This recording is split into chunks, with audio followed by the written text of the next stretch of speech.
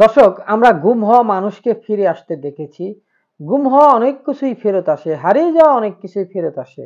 গুম হয়ে গিয়েছিল, হারিয়ে গিয়েছিল বোতলজাত তেল। তবে মনে রাখবো একদিন, আসবে একদিন। জনগণের সংগঠন একদিন অবশ্যই দাঁড়াবে। অতীতের অনেক সরকার গিয়েছে, বর্তমান সরকারও আছে, হয়তো ভবিষ্যতেও অনেক সরকার আসবে। কিন্তু সেই সঙ্গে জনগণের একটি নতুন আশা আসবে, নতুন দিন আসবে জনগণের। এইসব সিন্ডিকেটের জবাব একদিন দিবে। কোটি কোটি মনে আপনাদের প্রশ্ন যে হঠাৎ গুম হয়ে গেল যে তেল, বাজারে পাওয়া যাচ্ছিল না তেল, সেই গুম হওয়া তেল, বোতলজাত তেল আবার ফিরে এসেছে। কোন কারণে জানেন? জনগণের জীবনকে আরো কঠিন করার জন্য, জনগণকে দুঃখের সাগরে ভাসানোর জন্য এই তেলের দাম বৃদ্ধি পেয়েছে। বৃদ্ধি পাওয়ার পর এই তেল আবার ফিরে এসেছে। আবার আমরা এটা দেখেছি যে হঠাৎ খোলা তেলের দাম বেড়ে গিয়েছে।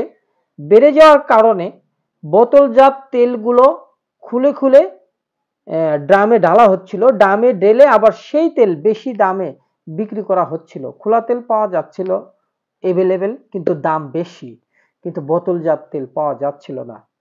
জনগণ জিম্মি, জনগণ জিম্মি হয়ে গেছে। জনগণ জিম্মি হওয়ার একটি কারণ, সেটা হচ্ছে আমার আপনার সাধারণ জনগণের একটি নির্ধারিত সংগঠন নেই।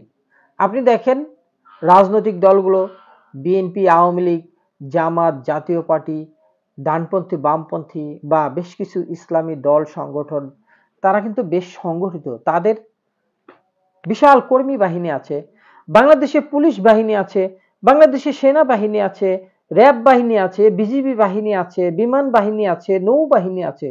জনগণের কি আছে?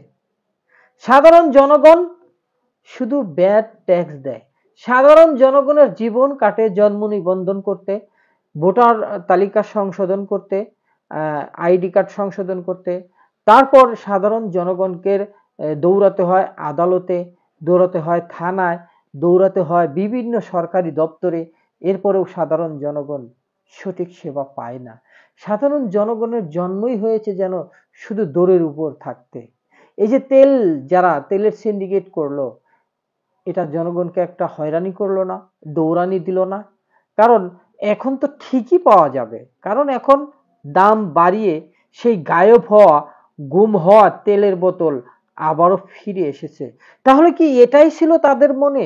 এটাই ছিল তাদের ফন্দি, যে বোতলজাত তেল ওই দিনই আমরা বাজারে ছাড়বো যেদিন দাম বাড়ানো হবে? তেল কোটি কোটি টন, লক্ষ লক্ষ টন তারা মজুত করেছিল, তেল পাওয়া যাচ্ছিল না।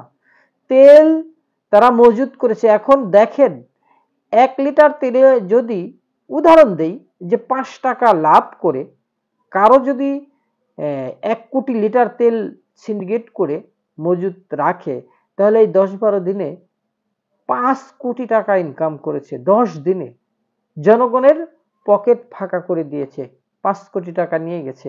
তো এই সিন্ডিকেটের জবাব একদিন দিবে। খুব শীঘ্রই জনগণ তার নিজের মুক্তির জন্য আন্দোলন করবে। অবশ্যই আমরা সব সময় জিম্মি। ভোট শেষ, জনগণের দাম শেষ। রাজনৈতিক দলগুলো, তারপর সরকার সাধারণ জনগণকে জিম্মি করে রেখেছে।